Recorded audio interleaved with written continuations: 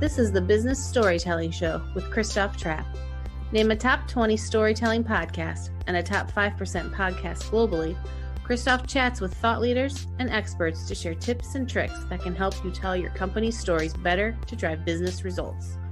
Available wherever you listen to podcasts, live streamed on major social media channels, and part of the DB&A television network, available on most U.S. television sets and streaming on Roku and Amazon Fire. Here's Christoph with today's episode. Let's go. Hey, business storytellers. That's right. Let's go. Let's talk about how do we drive leads? How do we stay relevant with our target audience out there? So today we want to talk about ABM. And for those of you already screaming at me, Christoph, knock it off with the acronyms, Account-Based Marketing. And that is a really good strategy. I actually just finished some ABM projects here, if there's ever such a thing as finishing anything in marketing. But I'm joined today by Jon Miller. He is the CMO at Demandbase, co-founder at Engagio and Marketo. So if you haven't heard of Marketo, I don't know where you've been, but of course, that's one of the, I think it's now part of Adobe email marketing system. Great tool out there. Let's get him on the show here. Now, Jon is the CMO at Demandbase in the San Francisco area. Jon, welcome to the show. Really appreciate you making the time. Absolutely. Yep. And yeah, everybody's probably heard of Marketo, but gosh, I really hope they've heard of Demandbase and Engagio as well. I hope so. I'm sure they probably have. So tell us about a quick overview of your journey into ABM and especially the role of technology. Sure. I've been in marketing technology pretty much my entire career. Believe it or not, I actually studied physics for my undergraduate degree, but kind of quickly found that kind of quantitative background applied really well to marketing and marketing technology.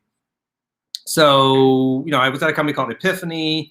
And then in 2005, when we sold Epiphany, we started Marketo, and along with Phil Fernandez. And we started Marketo with a vision to build powerful enterprise class marketing software, but that would be as easy to buy and as easy to own as Google AdWords.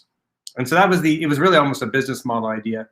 I was the original chief marketing officer at Marketo, so I helped to really design our go-to-market. We, ate our own dog food or drank our own champagne, depending on which expression you like to use. Kool-Aid. And we built a really good revenue model, built on kind of running campaigns, capturing leads, sorting the really good ones and sending those to sales, nurturing the other ones, rinse and repeat to help kind of scale the business. And that took us up sort of almost to our IPO, which was in 2013. But to keep growing, we realized that there was sort of a limit to how much we could sort of rinse and repeat that traditional demand gen model.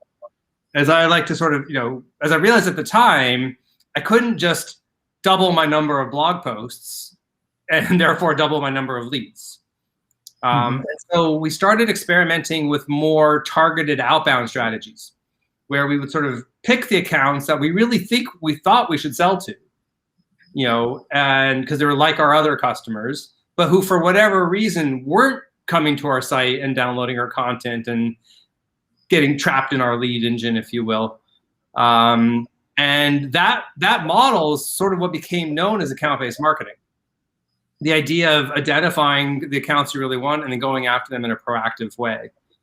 The challenges I had doing it at Marketo is what inspired me to believe there would be a new category here to leave and start Engagio, which was an account-based platform.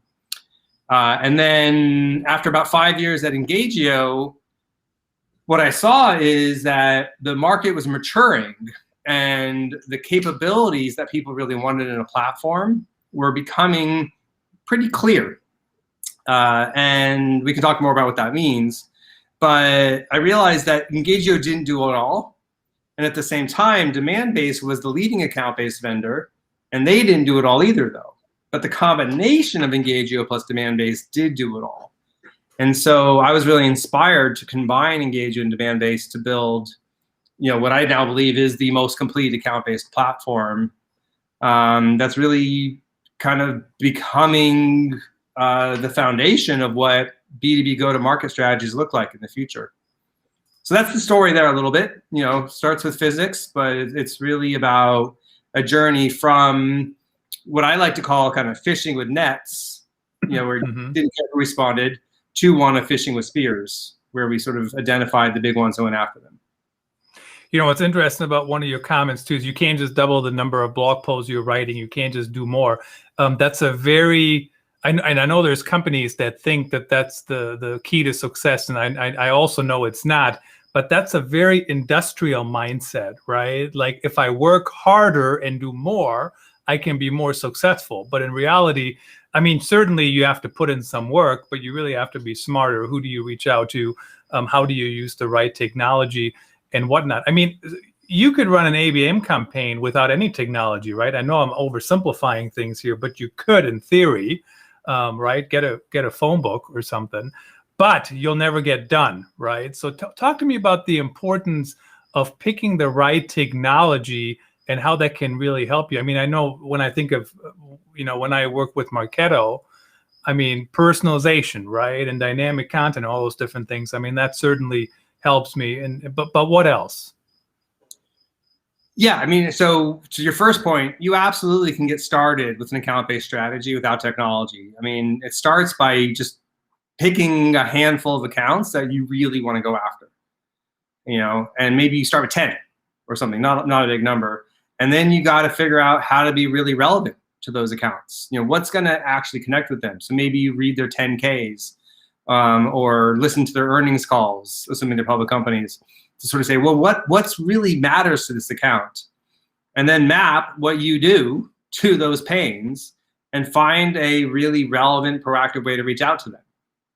Maybe you send them a customized direct mail package. And then as soon as you get the delivery receipt, you follow up with an email and a phone call. So you can certainly get started and pilot all this stuff without a lot of technology. And that's what we were doing back at Marketo in the early days. But where technology kicks in is to A, do it better, and B, do it at greater scale. So the scale part, I think, makes sense. If you want to do this for 100 accounts or 200 accounts or 500 accounts, you're going to need some tools to help you, scale. If you're going to want to advertise to these accounts, you're going to need a DSP that knows how to target ads to specific companies, which is a thing that you need technology for. But the other thing that we've recently seen technology play a bigger role in the last few years is identifying and targeting which accounts you should focus your time and attention on. Both in terms of finding accounts that are in your ideal customer profile, and that's sort of the classic, hey, here's my best accounts, show me which other ones look like them. But also identifying which accounts are kind of hot right now, because you can market to an account so you're blue in the face, but if they're not interested and kind of receptive to receiving your messages, you're not going to be very successful. Instead, though, if you can identify when an account starts showing buying signals based on the content that they are reading out on the open web and so on, that's where you can, if you can identify that, your account-based efforts are going to be a lot more effective because you're going to reach them at the right time. And that's another key area where technology kicks in. So, fundamentally, I almost think about it on 3 layers. You have a data layer, which is about understanding the accounts. You have a decisions layer, which is about figuring out what is the right thing to do with each account. Where are they in their journey? What's going to be the most relevant interaction? And then you have the delivery layer, which is about orchestrating the right interactions, whether it's advertising to them, sending them packages, having salespeople follow up, and so on.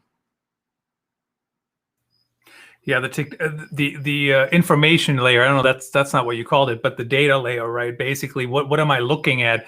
And I liken it to some of the NFL teams. I know that's not B2B, but I click on their ads all the time, and I want to buy these pants.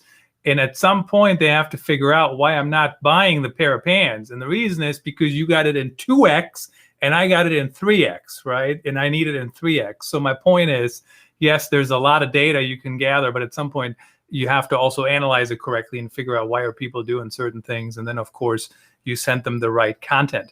Now, of course, as you know, I am a content guy. I believe in content. I don't think it's going to go away. Yes, I've seen campaigns that worked wonderfully with below average content because everything else was just so much above content. But that doesn't mean I'm not striving for good content. What does good content in an ABM campaign look like? And especially you were talking about scaling them. And sometimes, when I hear the word ABM and scaling, they don't go together out of the gate, right? Because I'm trying to, I'm creating something for you. So how do you mesh those two together? Yeah, it's a great question. I mean, the holy grail of all of this is relevance. I mean, this is the storytelling podcast. Stories have to be relevant and resonant with their audience, otherwise they're not going to be successful. And that's true of any content that we're doing in an account-based strategy. I would say it's even more important in an account-based strategy because in this world, we are trying to reach out to companies who haven't necessarily come to our website and raised their hand. Right? They haven't necessarily even given us explicit permission to be marketing to them. And so that bar for relevance is even higher than normal because we're trying to build a relationship where one doesn't necessarily exist. It can work. According to the ITSMA, who's actually the folks who sort of started ABM in the first place, they found that 85% of business executives would respond to an unsolicited marketing outreach if it contained ideas that were relevant to advancing their business forward. In many ways, this reminds me of the challenger sale that's become so popular in the sales world. Because in the challenger sale, what they found is the most successful sales reps take control of the sales cycle to actually teach their customers something new in a way that's tailored to their specific business and industry. And that's exactly what relevant content looks like in ABM. It's going to, to be in that 85% of people who respond. It has to be customized to their industry, their unique business, and contain ideas that will help move their business forward.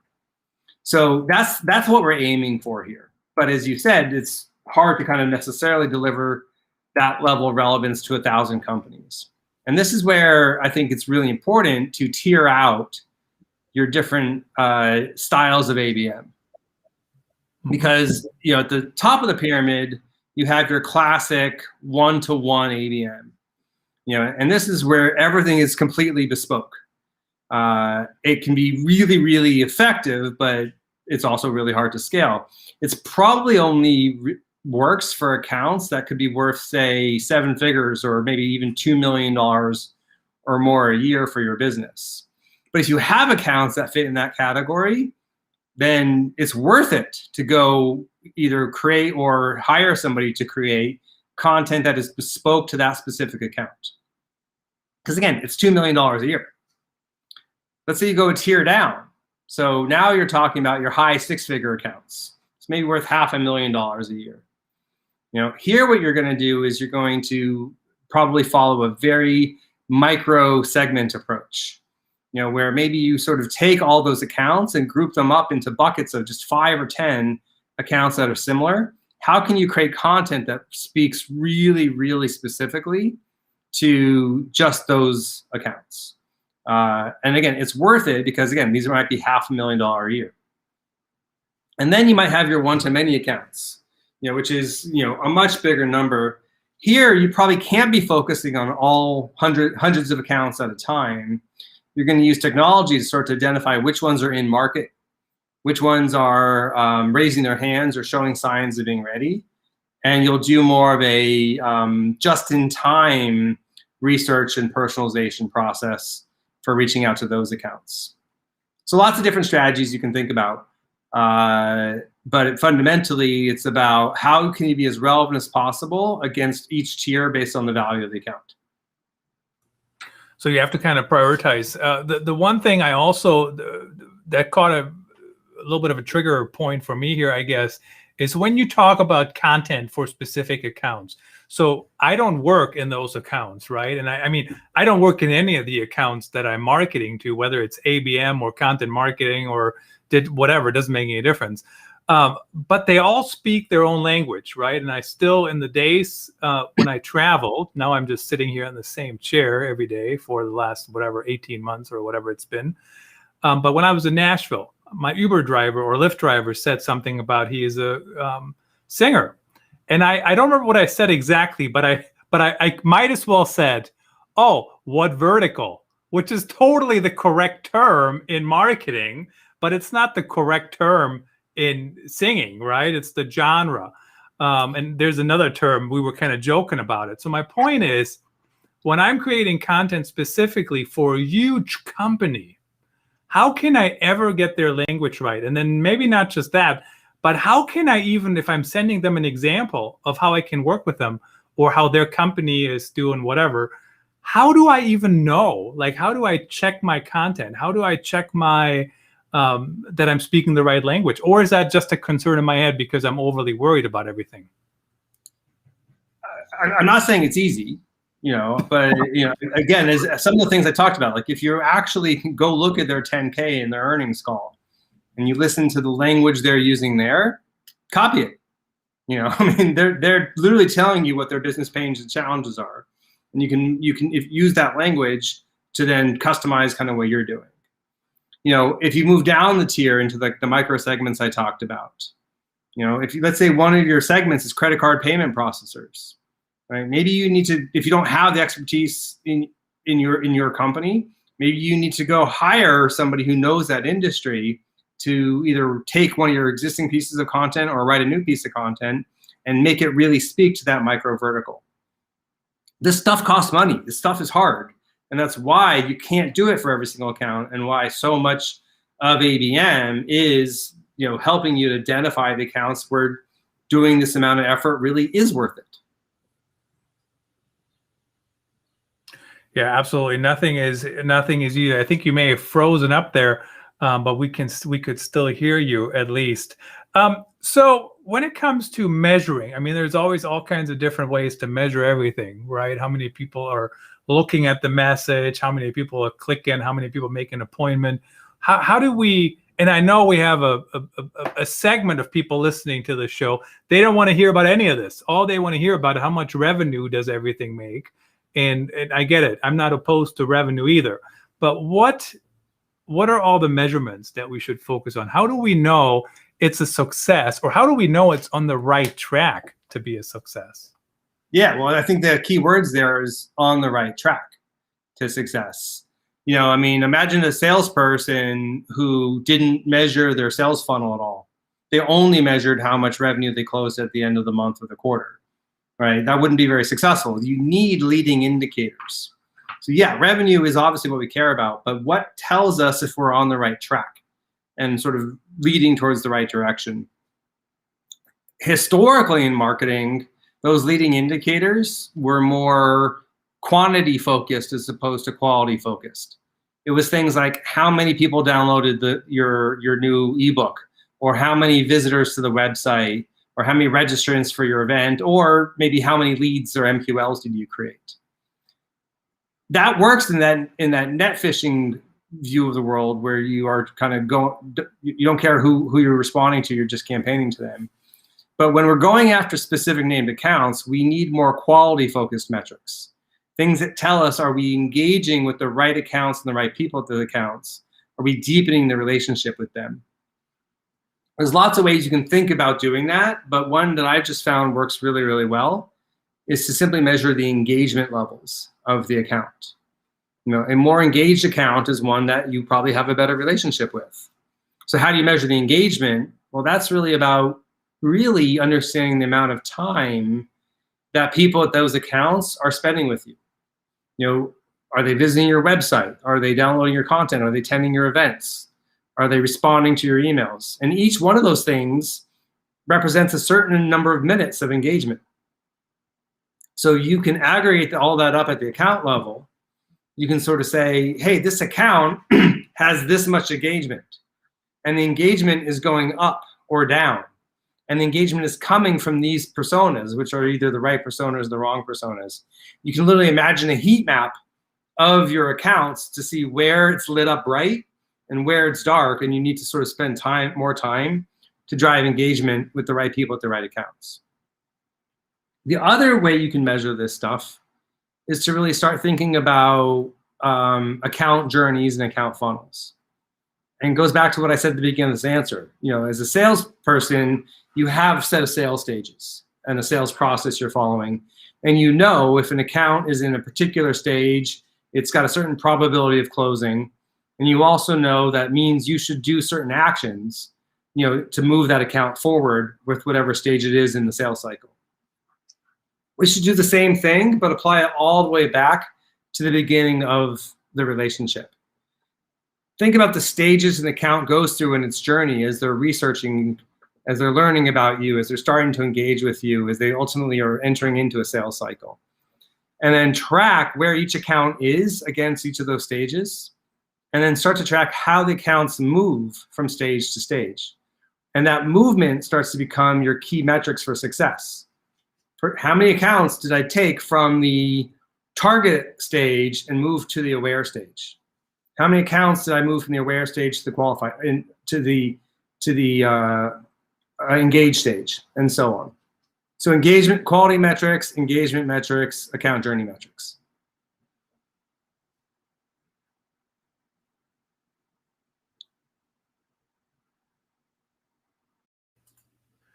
My button didn't work here. Okay, now I'm back. Oh, I don't know what's going on here. All right, so no argument from me at all. Certainly you got to measure the whole funnel, and I think that is where some people fall down, honestly, when they only measure the one thing, right? It's like if I'm losing weight, I got to measure everything along the way, and not just when I lost 100 pounds or whatever. So tell me about, of course, you work with some many brands out there that do ABM, but what company would, at what stage would they decide to work with Demandbase, and how does that look? Kind of tell us about that a little bit, if you could. So again, I think for just account-based strategies in general, this can be for companies of any size. You can be a startup who sells $500,000 deals. You should have an account-based strategy. In terms of using a technology like Demandbase, typically we find the company wants to be maybe 100 to 150 employees. Seems to be a good line that where they are starting to sort of be sophisticated enough in their marketing and their sales strategies. They have their product market fit, and they're really thinking about scaling to the next level. That seems to be a sweet spot for where a technology like Demandbase can really kick in and have an impact, and where there's also just enough people at the company to use and take advantage of the technology. Where people get started, there's a couple different paths where people get started. But the two most common ones are first, just, hey, I don't know who my target accounts should be. Help me identify by 1,000 or 2,000 or whatever is the right number for you, best accounts, and then perhaps help me tier them into a tier 1, tier 2, and tier 3 bucket. That's a really good place to start with a technology like Demandbase, especially because we can help you not just identify the best fit accounts, but the ones who are in market and showing intent for your solutions right now. The second place where companies will tend to start is in advertising, because first of all, it's relatively a straightforward thing to do. Many companies are doing advertising today, either directly programmatic display advertising or over channels like LinkedIn and Facebook. And so if you're already going to be spending that money for advertising, you might as well focus it on the accounts that matter, maybe the ones that are showing high intent. And so that's a really, really good strategy. Effective strategy just to get started is to just take existing marketing dollars and apply it into an account-based advertising strategy. As a sidebar, we saw a lot of that during the pandemic as companies moved away from events and started putting those dollars into account-based advertising strategies. So really kind of, I mean, I'm probably oversimplifying things, but really what you're talking about a little bit is how do you integrate it all together, right? How do you make it all part? So you don't just run an advertising campaign over here. You make it part of your ABM strategy, right? That's when it works best, is you kind of start with a good data foundation so you know who the accounts are. You use predictive analytics to focus on who are the best ones that are in market right now. You engage with them using ads and other channels. You bring your sales team in to sort of let them know what's going on so they can sell more effectively, and then you measure the results. Once again, you guys, you all hear it here. You have to collaborate with other people. You can't just sit in your office and and hope the best. The last 30 seconds or so here, Jon, what is your top tip at winning at ABM? I know it's oversimplified as much as it can be, but if I do nothing else, what should I focus on first? Well, as we just said, you've got to align marketing and sales together on the accounts. And so the number one tip I have is introduce an ABM stand-up. Every 2 weeks, have a meeting with just 3 people, a marketer, a salesperson, and an SDR if you have one. And the goal is, let's just talk about the accounts for that rep. I'm a big fan of those stand-ups as well, where you can share. And how long? Like 15 minutes, 30 minutes, or how long? Yeah, 15 minutes, and it's an information sharing. It's, hey, here's what's happening at the account, and then here's what we're going to do, in order to try to engage with them and move them to the next stage of their journey. Collaboration, collaboration, the right technology, the right players, and get your product in front of the right people. That's, I think, what everybody wants. Jon, really appreciate you making the time. Really glad we connected. So thank you for joining me today. Thrilled to and glad to be here. Thank you.